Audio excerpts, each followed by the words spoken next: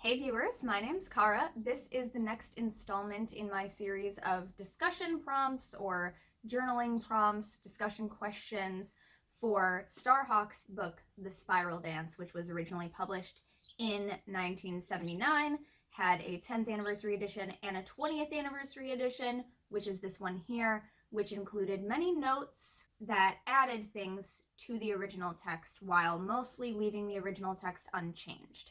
This video will be part of a playlist for the series. This video covers chapters 7 through 9.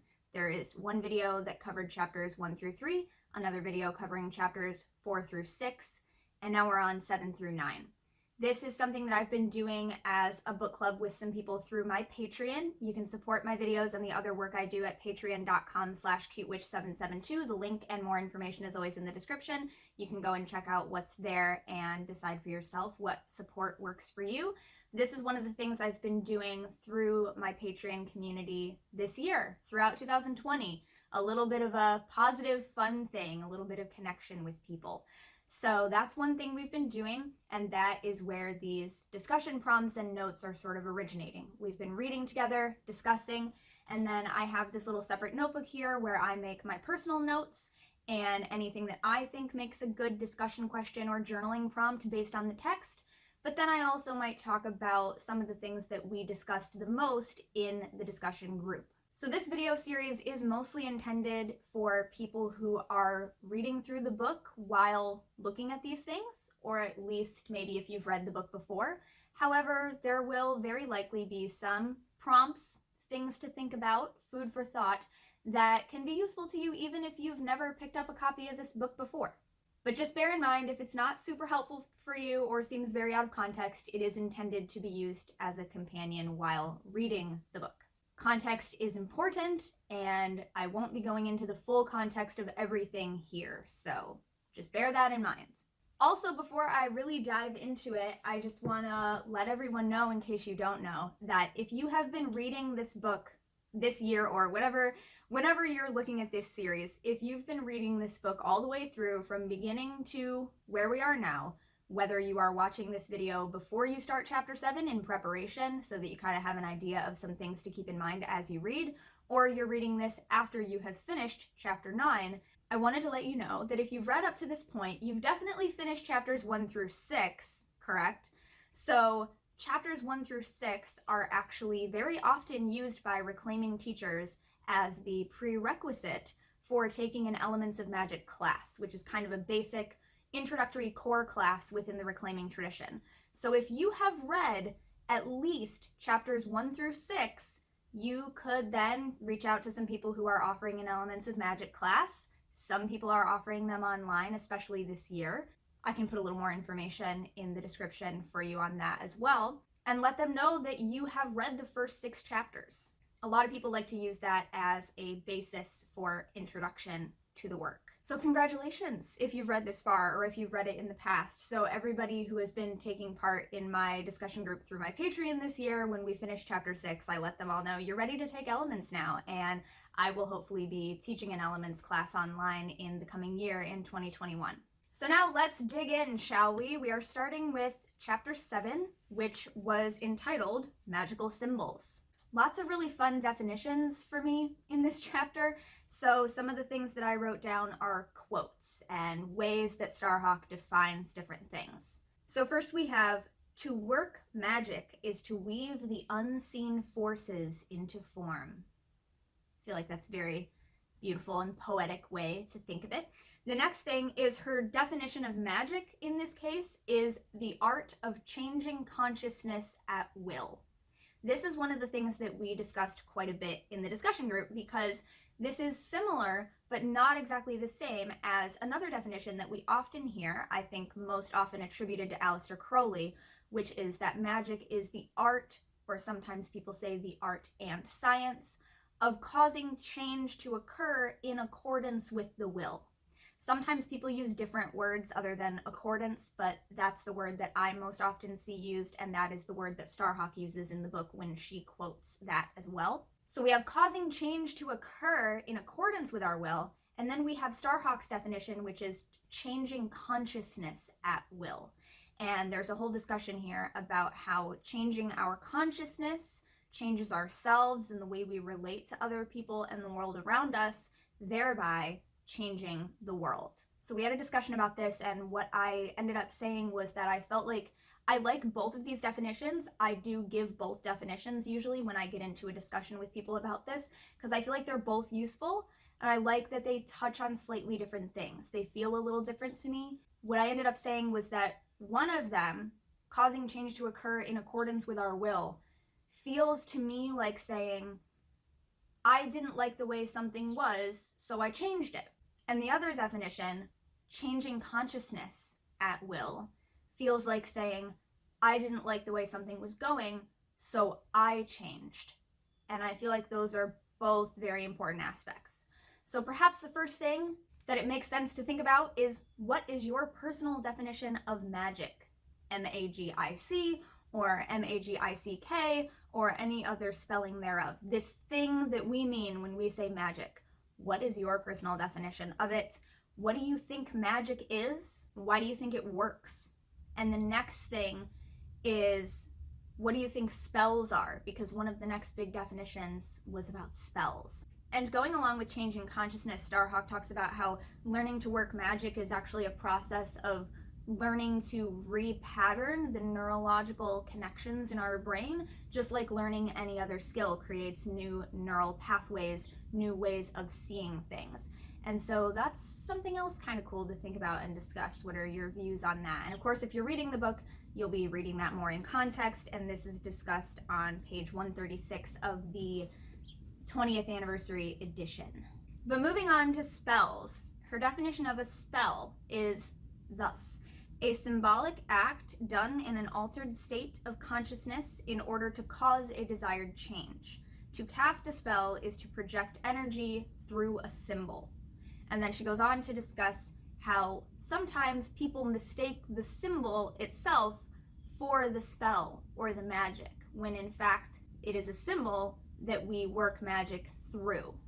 So thinking about what a spell is to you and what those different components mean. Can you list examples of magic or spells that all kinds of people experience in daily life outside of the conscious practice of witchcraft or other magical traditions? So really think about the definition of what is magic and what is a spell, and try to think beyond just maybe what we're doing as witches. What else in life is magic to you based on your personal definition, and what else constitutes a spell that maybe everyone does? And then also, what are some examples of symbols that we all use and recognize in everyday life? Again, this is going beyond just the very obvious witchy or pagan symbols, things that we all use. Not just emojis or emoji. Is emoji singular or plural? But for example, a traffic light or a stop sign. Those are things that people see and we know what they represent.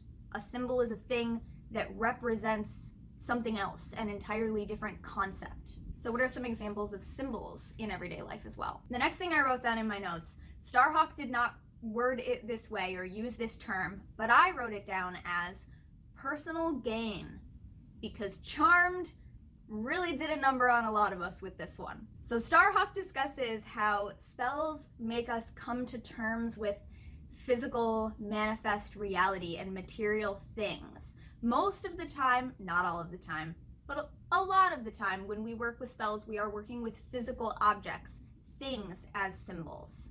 And often we're also doing magic because we want things in our life. We want to have material success or comfort or happiness. You know, we want to help ourselves. And a lot of people struggle with this idea that we should be able to ask for things or want things, or that we deserve things or should desire things or whatever. So Starhawk talks about this idea and the feeling that it feels wrong to work magic for ourselves or to want things, coming from that view that a lot of people have and that other religions might have of keeping spirit separate from matter, and that matter and the physical realm and the material realm are sort of seen as bad or negative or even evil, and that that's not how we see it in witchcraft. So we talked about this idea of personal gain, and that, like, You know, in the Charmed TV show, they're not allowed to do any magic for personal gain or it comes back on them in some ways that they didn't expect, in ways they don't necessarily like. But when we talk about an actual witchcraft practice, a lot of us will say, like, yeah, of course we get something out of it. It's adding to our lives. It's a positive experience. Of course we gain something from it, or we probably wouldn't want to do it. It's not a practice where we deny ourselves. So what do you think about that? What do you think about the concept of working for yourself and your own betterment, empowerment, your own success, healing, anything like that? There's also a quote here from the fairy tradition, F-E-R-I. It used to be spelled F-A-E-R-Y, and that's how it's spelled in the original text. But in the years after that, the spelling changed. And that quote is, "Work for yourself, and soon you will see that self is everywhere." A little bit more about spells. Starhawk talks about how spell casting is the lesser magic of witchcraft. It's not the main aspect of witchcraft, but it's what most people know about. But in reality, spellcraft, working magic, working with magic, is not unique to witches. It's not unique to pagans, even. You don't have to be a witch in order to practice magic. I feel like many other witchy authors that I have read have also stressed this. And I feel like it's kind of like, in order to sell books, maybe publishers encourage them to include sections about spells and how to do spells, because that's what sells. Spells sell. So I feel like a lot of books include discussions of spellcraft or even examples of, you know, recipes and formats and step-by-step how to do a spell. I feel like a lot of books include that, but then they also include this note that, like, hey, just so you know, this isn't actually like the biggest thing about us as a religion, for those that are doing it as a religion and conceptualize it that way, as I do myself and as reclaiming witchcraft is. It's not actually the biggest thing, you know, but it's part of it. It's one of the things we do. So she talks about that, and she also talks a little bit more about spells as extremely sophisticated psychological tools that have subtle but important effects on a person's inner growth. And that's on page 137 of this edition. She talks about overcoming inner blocks and fears in order to successfully practice magic. For example, if you have an inner block to the idea of success, if you deep down believe that you can't be successful or that you shouldn't be successful because successful people are always evil or whatever, then you're probably not going to have a lot of luck doing a spell for money or other forms of success because you're blocking that. So what are some things that you might already know about yourself that you might want to do magic for, to help yourself with? And what are those things that might already exist as blockages to doing that work? Starhawk talks about the magical will, which is a concept that is definitely spoken of by many other witchy traditions and magico-religious traditions. And she talks about it in terms of the role of honesty and belief in ourselves. The quote that I wrote down here is, "To work magic, I need a basic belief in my ability to do things and cause things to happen." End quote. That is the thing that I personally struggle with because of mental illness, because of anxiety and depression. There are often times where I know something needs done, I want to do something, but I can't get myself to do it. And so in the discussion group, we had a chat about how this, which we do not think Starhawk ever intended to directly apply to mental illness. And in fact, she does talk about some different things in the 10th and 20th anniversary notes later on that sort of lead me to believe that we're right in assuming that she did not have mental illness and things like this in mind at the time of the original writing of the text. But we talked about it in these terms today, and about how there's a difference between not being able to accomplish something because of a real struggle and just simply, you know, what we think of as being flaky, just deciding not to do it. You know, you could do it, but you make promises and you just decide to break them all the time. There's a difference between really doing your best and having the best intentions and wanting to do things, and something goes wrong and you just can't get it done, and just being the kind of person who doesn't keep their word. So that's a discussion that we had, because that is something that I kind of have to remind myself of regularly. Because I do think it makes sense that if I don't generally believe in myself or my ability to do things, then how am I going to trust my word when I do a spell and I say, "As I will it, so mote it be," if I don't think that anything else in the world that I will ever comes to be. So there's a little bit of a fine line here. And that might be another journaling prompt or thing that you just want to think about. I don't really have a question for it. It's just like a topic. So maybe, how does this apply to your life? How do you feel about this idea?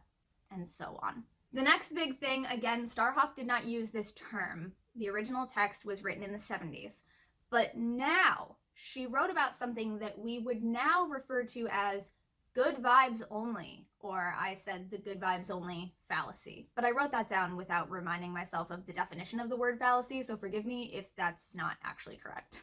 But anyway, she talks about the idea that directing energy, such as we do when we project energy through a symbol to do magic or to do a spell, directing energy is not as simple as just having an emotion. Having a thought or a feeling in itself does not cause things to happen.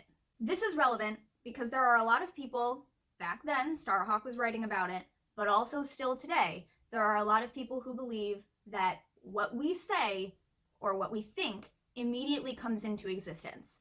And so if we ever have a thought that we attribute as negative, and then negativity happens in our life, that it's our fault because we thought that.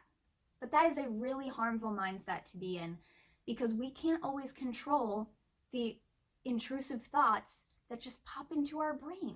And even if we just let them go soon after, Starhawk uses the word paranoia, that there's no better way to make someone paranoid than to tell them that any thought they have, anything they think or feel, any feeling, you can't always control what your feelings are unless you're a Vulcan, but most of us, we can't do that. And so to tell people that having a thought or a feeling immediately causes bad things to happen in their lives it's sort of victim blaming, and it relates to the idea of the good vibes only fallacy, like I said. What I think is wrong with the good vibes only mentality as we see it today. Because the concept in general, good vibes, hey, that's all good. I'm here for good vibes. But good vibes only is the thing that implies you can never have a thought that could be construed as bad.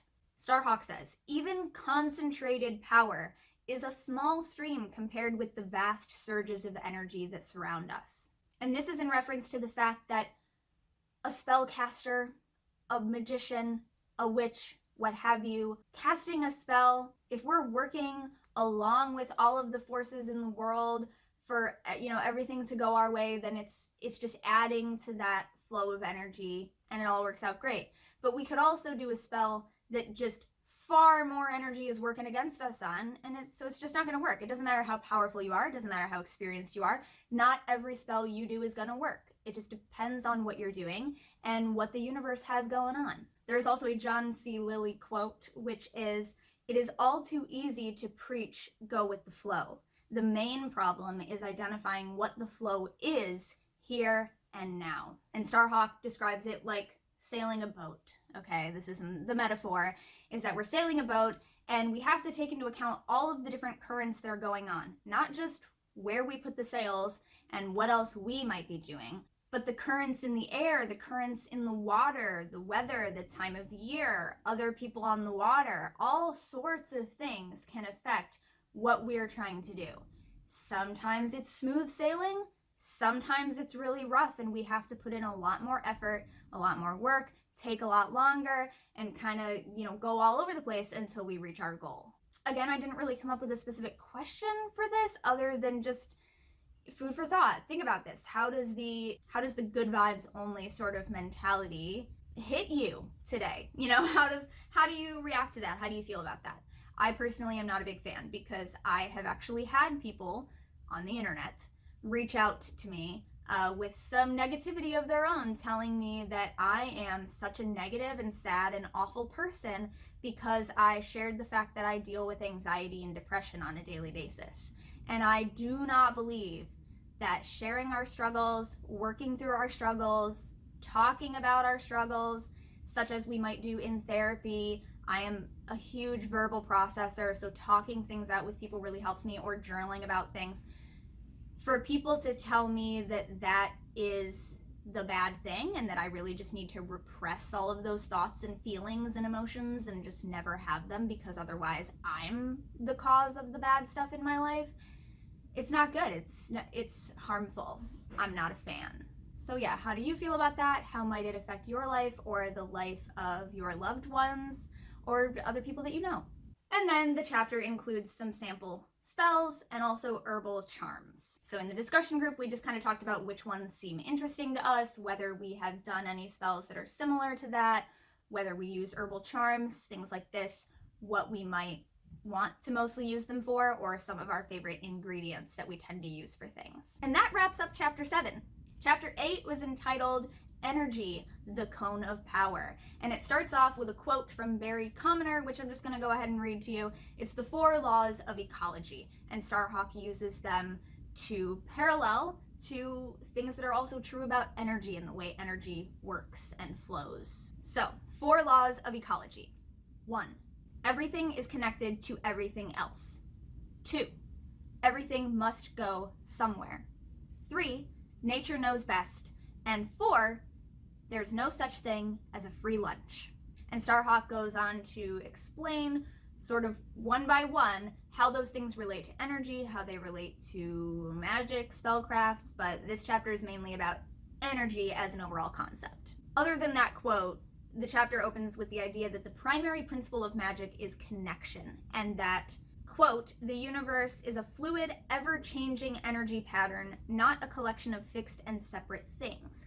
What affects one thing affects, in some way, all things, end quote. And that's page 155 of this edition. So it's this idea that everything is connected to everything else. First law of ecology, right? She talks about how moving energy is a pretty basic and fairly simple thing to learn to do that a lot of people incorporate in just daily life even, and it's something that we kind of have to learn to do consciously when we are learning disciplines related to magic. Energy moves, energy flows. Just like water, when it flows, it's pure and clean and healthy, and when it stagnates and sits and doesn't go anywhere and doesn't change, it gets kind of yucky. She also talks about a spiral model of energy, and that when things move in a spiral pattern, it shows that energy can never be infinitely exerted in one direction. It eventually will turn back the other way. And this is a sort of balance, that with expansion, we then have contraction. With a lot of activity, we then have periods of rest, high intensity interval, stuff. So what are your thoughts on the spiral model, or the spiral as a symbol in general? Obviously, it comes up a lot in this book. Does this model for energy make sense to you? The spiral, the changing of direction, but always moving and always coming back to itself, right? So it goes in this direction, and then it changes course and it comes back over here. But eventually it also cycles back to being sort of back in this direction. And so there are repeating patterns as well. In what ways does the movement and flow of energy impact your daily life? Think about ways that energy flows, waxes and wanes, ebbs and flows.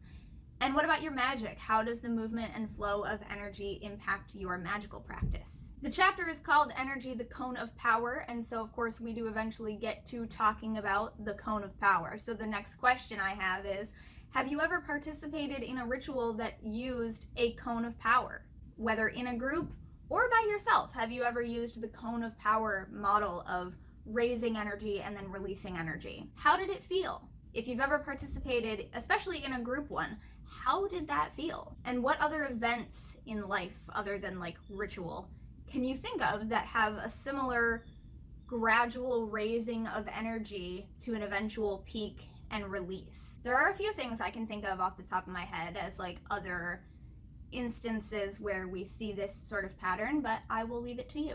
The next big thing in chapter 8 is talking about a conceptual model of energy, or of subtle energy, as having 3 different types, or in the discussion group we talked a little bit more and I said I feel like it almost makes even more sense to me to talk about them as 3 different sources for energy. Because when we talk about types of energy, just like when we talk about types of magic, I feel like it makes people think that magic itself or energy itself comes in different varieties. And I don't really think it does. I think magic is magic, energy is energy, and there are just different places that we get it from, and there are different ways that we use it. So Starhawk describes it as 3 different types.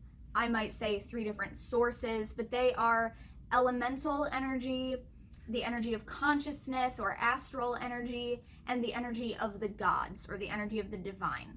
And she relates this triple concept to the concept of the triple soul that we find in fairy tradition and also various other world religions. So she relates elemental energy to the area ruled by younger self or child self, the energy of consciousness or the mind or auric or astral energy to talking self, our sort of conscious rational self, the self that I am, the self that is speaking to you right now. And then the energy of the gods or the divine relates to deep self, or some people call it higher self. I prefer deep self personally, but there are other names for all of these concepts as well. So my question for this is, what are your thoughts on this conceptual model? And one of the things pointed out in the discussion was that she does indeed specify this is a conceptual model. It is not a doctrine. It is not saying there are 3 types of energy. These are the types of energy that exist. Get it right or get out. No, this is a concept. This is one way of looking at these things and interacting with these things. Then there are some exercises to close out the chapter. Once again, there is a pendulum exercise for learning how to connect with our different energy bodies and different sources of energy, connecting the conscious to the unconscious. And there are also activities for aura sensing, damping and projecting energy, seeing the aura, etc. So my question to go with this is, do you feel that you have a pretty good grasp on moving or directing energy? I do think it is something that everyone does in their daily lives, not just witches, not just pagans, not just magicians, not just energy workers, but people in general, right? We know that we have different levels of energy. We know that energy moves, that we can sense it in different ways. So do you feel like you, at this point, wherever you are in your path and practice, have you worked on learning to consciously move and direct that? Do you feel like you have a good grasp on that? Maybe do some journaling about where you feel like you are in that process and maybe some of the ideas from the book or from elsewhere that you might want to try out to work on it. There's always more to be done. I mean, by the way, also, these are not things that we learn once and then never do them again. These are ongoing things that we can all constantly be improving, learning new ways of interacting with, and so on. And that wraps up chapter 8. That one was a little bit shorter as far as both reading and note-taking. So we actually, in the discussion group in the book club, we read chapters 7 and 8 together in the same month. Those were our September chapters. Then chapter 9 we read in October. And chapter 9 is about trance. So of course, right away, we're talking about trance states. One of the ways Starhawk puts it is states of non-ordinary consciousness. So right now, I am in a state of ordinary consciousness. Many other things would be considered trance states. An example that she gives of being in a light trance is daydreaming. If you've ever been bored sitting in a lecture or in a classroom or just at home or wherever and started daydreaming, that's a light trance state. While you're driving, while you're doing dishes, while you're in the shower, whatever. If you've ever been just deeply concentrated and focused on something, that is a light trance state. If you've ever gotten deeply engrossed in a book that you're reading or a movie or TV show that you're watching or listening to a piece of music, if you've gotten so engrossed in that it's the only thing you're focused on, that is a light trance state. If you have ever experienced the thing that we call zoning out, you've been in trance. Starhawk does not really attempt to define trance states or other states of consciousness any further really than this, because as she explains, other people like to rank them and put them in a specific order of which one you attain first and second and whatever. And she feels, and I agree, that is just not really helpful. It's not about that. It doesn't really matter which one we're in, and none of them are better or worse than any others. So she doesn't get into any of that kind of stuff, but she does acknowledge that there are other people out there who are very concerned with trying to rank and order different states of consciousness, and that's not what she's going to get into in this chapter. She also doesn't like it because she says it implies that we know more about trance states than we really do.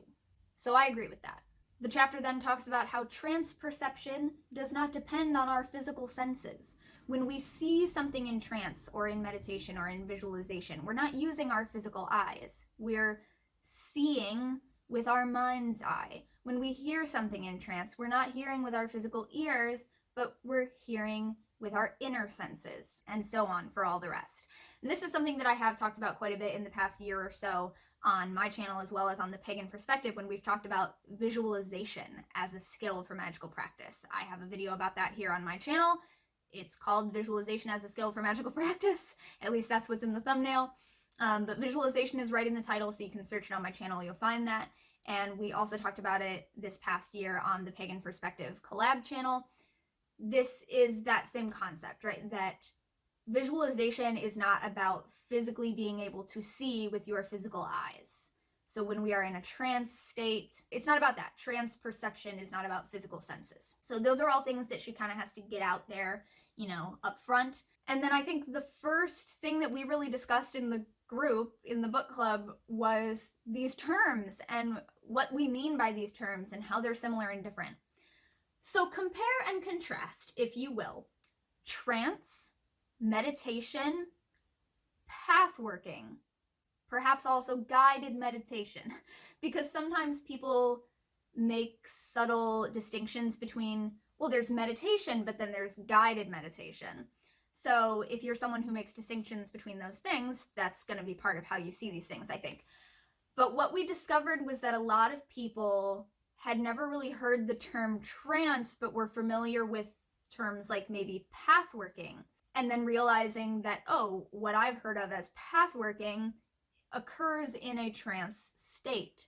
Or like for myself, I'm quite familiar with the term trance, and I only came across the term path working a little more recently. And I felt like, to me, that was what I would call guided meditation.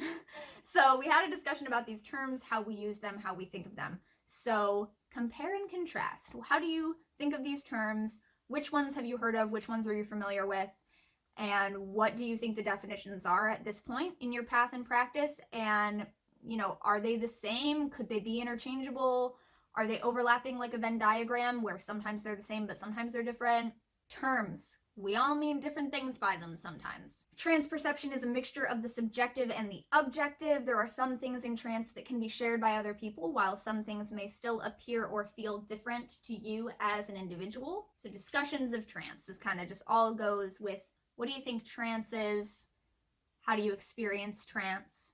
The chapter talks a bit about trance safety, and then also a little bit later in the notes, either the 10th or 20th anniversary notes, she talks about how there is a section in the original text that talks about cautions that are usually given before a group trance, like to let people know that, you will be able to remember everything in your trance, and you will be able to come right out of it if you feel uncomfortable or you feel that you need to or whatever. And she said that over the years, they kind of stopped doing all of those cautions that are written in the original text before a trance, because it almost like put people on edge, feeling like they were about to do something extremely dangerous.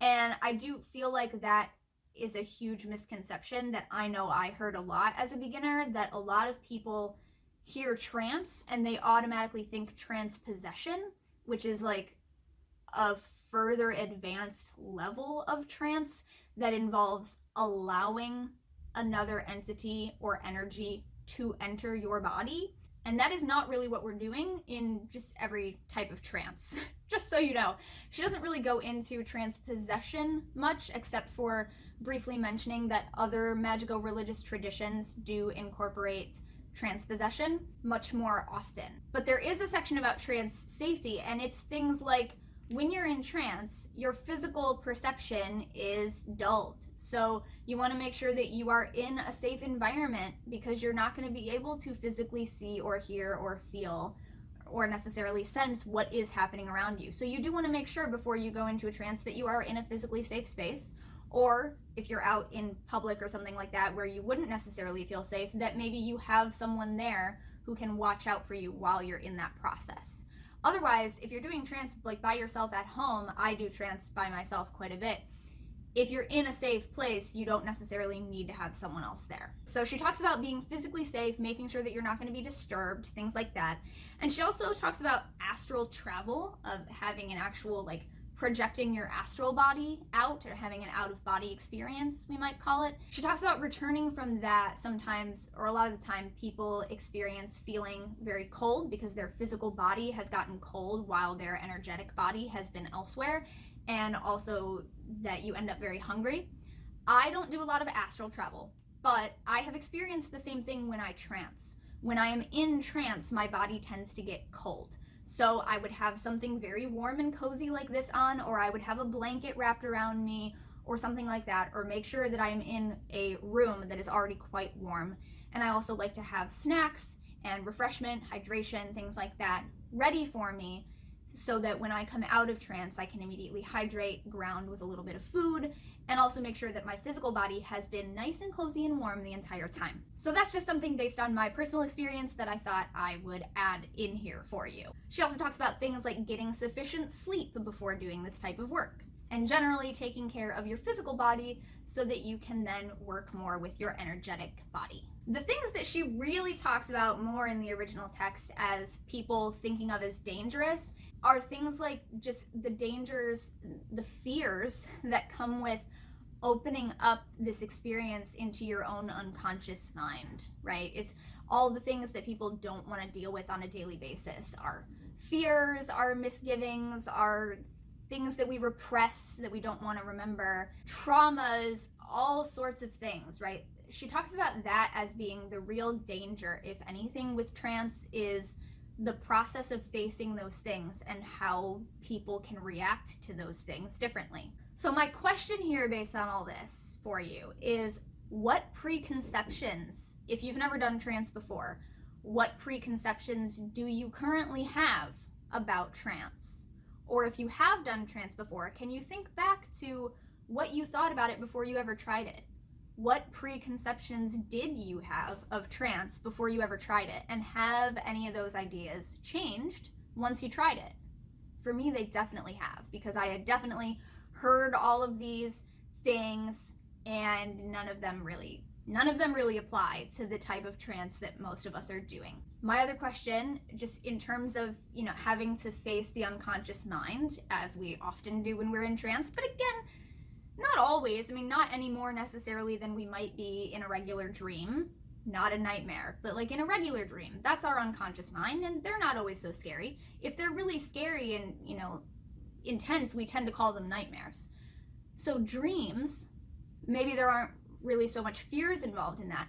But when we do think about the possibility of having to face a fear maybe being a reason that someone doesn't want to explore trance, maybe you can just do some journaling about, like, what is it that you might fear having to confront? Like, when you enter a trance, if you're afraid to even do trance work because of what you might face, what is it that you're afraid to face? And can you confront that a little bit, maybe by journaling or talking to someone about it without going into a trance state? And maybe that can help. What are steps that you might be able to take to remove that blockage or start to confront that without being in a different state of consciousness that you might feel unsafe about? How can you begin to work on these blockages and fears in other ways? Star talks about people who deny the shadow, all those things that we deny and repress, and this is a way that we use this term in witchcraft practice that's not necessarily the same way that psychologists would actually use it, but the term comes from psychology, but it's not exactly the same. But people who would deny the aspects of themselves that they consider undesirable or that they consider negative or not really who they want to portray to the world. Our quirks, our bad habits, the things that we kind of don't necessarily want to admit are true about ourselves. People who deny those things, or who try to claim that they've risen above, that they've gone beyond all of those trivial things and, negative things about humanity. And, I'm above that. I'm beyond that. Starhawk refers to this as a strategy of avoidance and talks about it as not being helpful. But again, this is another place where we have a different term for it now. This is what we now hear people refer to as spiritual bypassing. Using spirituality to bypass having to deal with aspects of reality, using it to bypass having to recognize that, yeah, maybe there are some things about ourselves that aren't our favorite, but it's part of us, you know, and that instead of integrating it as part of us, that we try to dissociate from it and compartmentalize it and repress it, which often can lead to more problems for people in the long run. So that's another term that has sort of come about. I don't know when that term came about, but I've only started hearing it maybe within the past couple of years. So it might not have been a term that existed when Star wrote this, but that's what we would call it now. So if you've heard that term, that's what she's talking about in this book. There are a lot of things that were talked about decades ago in some of these classic old texts that a lot of people don't want to read anymore because they're old and we think they're outdated. But they were talking about problems that we still have to this day. We're just putting different names to them, and it's like, we still haven't learned, you know? So she talks about how, above all, no one can be forced to, what is the word here, confront their own unconscious. You can't force anyone to do it. It also is not a process that can be rushed. It will happen in its own time. It has to happen when people are willing to do that work. And often it happens in steps. So I wrote down here, when we are ready to face each new aspect or challenge, fear, etc. Chances are we're not going to cover all of them at once. That would be a lot. She also mentions that one of the things covens do is to help support and guide each other through some of this work. Most of the trance work I have done has in fact been in groups. I have done some of it myself, but most of it has been in groups, being led by other people, being supported by other people. Some people are doing the journeying, some people are witnessing or facilitating or whatever. And so, yeah, I mean, she uses the word coven here, but it doesn't always necessarily have to be a specific intimate coven group or a group that we might use that term for. Again, terms mean different things to different people. But even if we just think of it as a group of people deciding to work together, or a community, people who are there to support and guide you, that can be really helpful in doing some of this work if there are indeed big things that you want to face. And there's also the option of therapy or counseling, which is additional types of support and guidance to do this type of work. And Starhawk does also mention that in the original text, at least at this point, she considered trance easiest to learn first with a group of people. And then once you kind of know what it's like and how it goes, then you can lead yourself through it later on. And that's kind of how I've done it as well. And I find that I can read a few sentences off of a page in a book and then close my eyes and journey through it and then open my eyes and read the next bit. And that's like part of being in trance for me, is that I'm still in trance when I'm reading. But if you can't do that, and sometimes I feel like I just don't want to do that, I find it very helpful to record myself reading through a text script, maybe that might be available online or in a book or anything like that for a trance, and then play it back for myself at another time. So I can just go sit out in my backyard and close my eyes and listen to a guided trance journey or just the induction, and then it goes for 5 or 10 minutes or whatever, and then a voice will automatically guide me back. You know, that's can be really helpful, instead of just silently meditating on your own and bringing yourself in and out with no other sort of external cue. So if that's something you're worried about, I do recommend that. There is a somewhat brief discussion in the text about magic and drug use, mind-altering substance use. There is a little bit more discussion of it in the notes, 10th or 20th anniversary edition, I don't remember. But she again goes back to the definition of magic of changing consciousness at will. And those words, at will, imply that we maintain control over these experiences, which mind-altering substances take away from us. We can choose to take the substance or ingest the substance to begin with, but once a certain chemical reaction takes over in our body, once something starts happening to us physically, we are no longer in control of how that experience goes or how long it lasts, or bringing ourselves out of it immediately if we decide something's going wrong and we're not having a good time. She talks about how in traditional societies or in indigenous cultures that have traditionally used mind-altering substances for magic and for ritual, it is controlled and structured according to that culture's traditions. And then in the notes, when she goes on to talk a bit more, she talks about how it's also tends to be plants that these people have lived with and worked with for generations, have taken time to get to know, all of these things, right?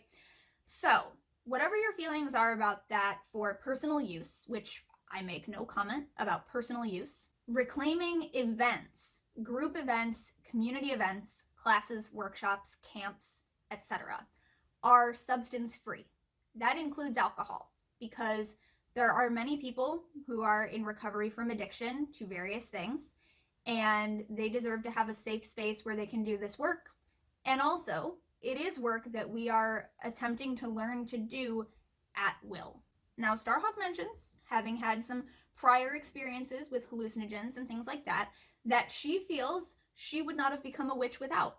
And that is something that I think a lot of people have experienced, that using things as sort of an idea to find out what an experience is like first is helpful, because then they know what they are seeking to replicate or to reach on their own without the use of a substance. She also talks about how caffeine is a mind-altering substance as well that a lot of people do use. So that's not one that gets talked about so much when we say substance-free.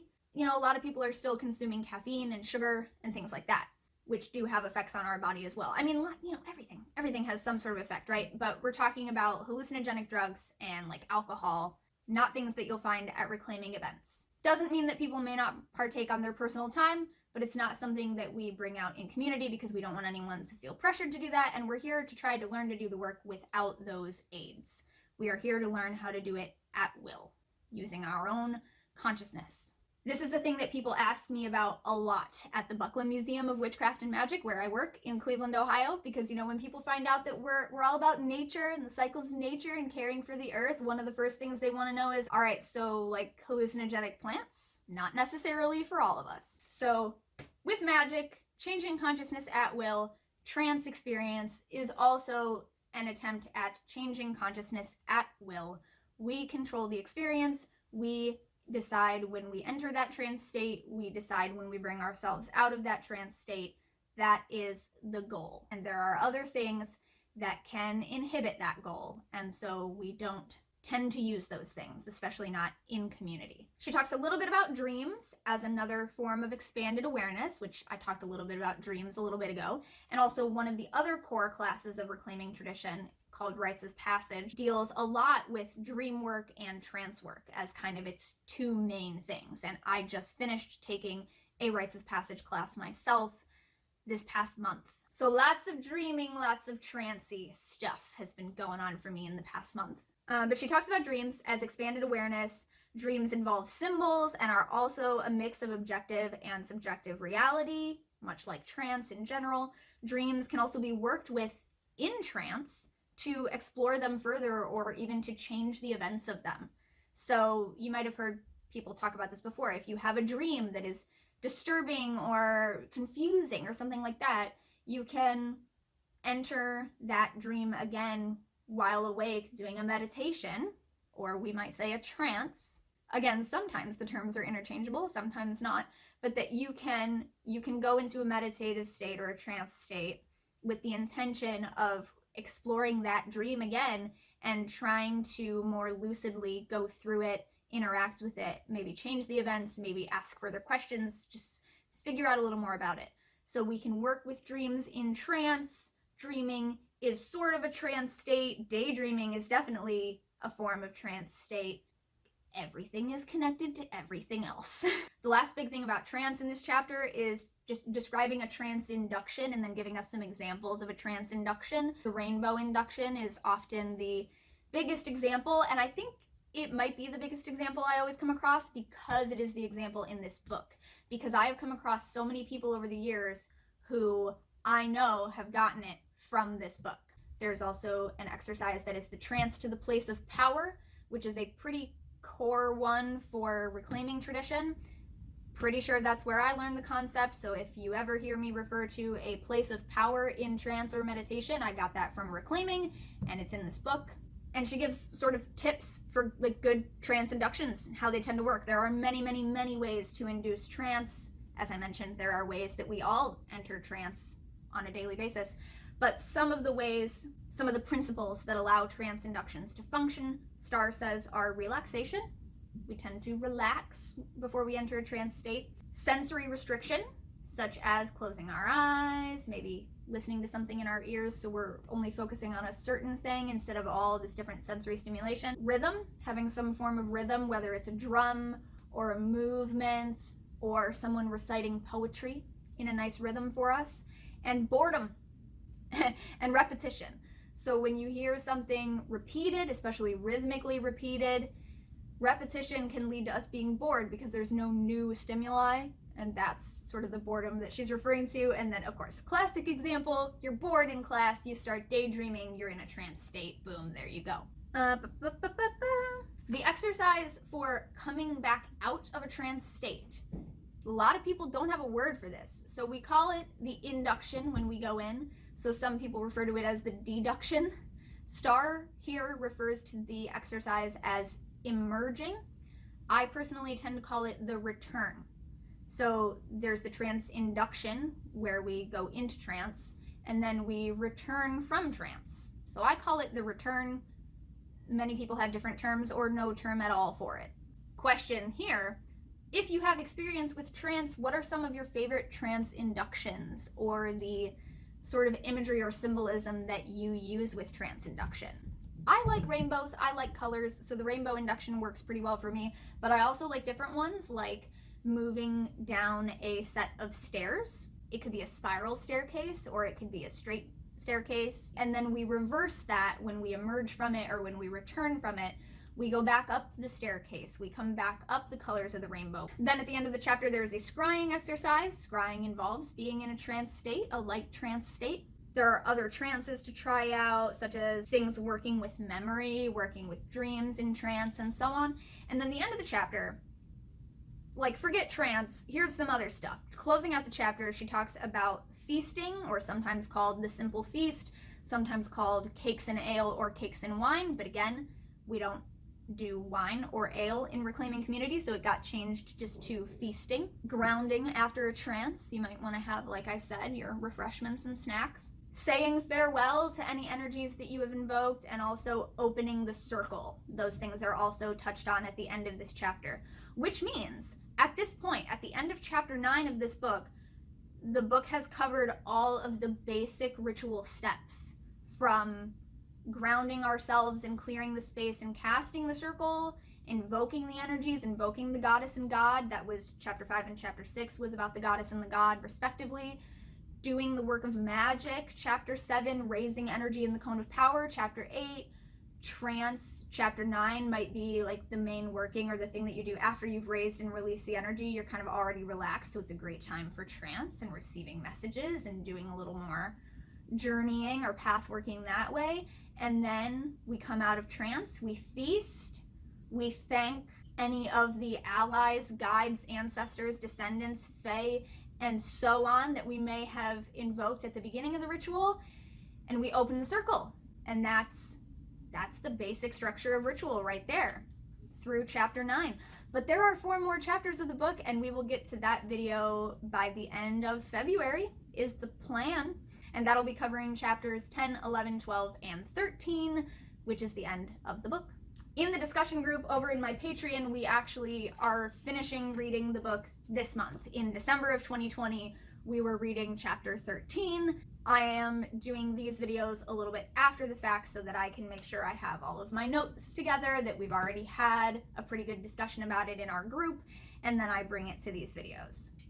So the next video will be covering 10, 11, 12, and 13. We read chapters 10, 11, and 12 in November because they're all a little bit shorter, and there are really not that many exercises in the book after chapter 9, and then chapter 13 in December, and that's it. So the next video in this series will be the final video in this series, chapters 10 through 13, and again, you should be able to expect that by the end of February 2021. Thank you so much for watching and or listening to this video. I hope you're enjoying the series. I hope you're enjoying the book, if you are indeed reading along at this time. I know a lot of you have been commenting and saying that you read this book in the past and now you maybe want to reread it, revisit it. I do think it's an absolutely wonderful thing to revisit. I first read this book 8 years ago now, basically right toward the end of my college career, undergraduate.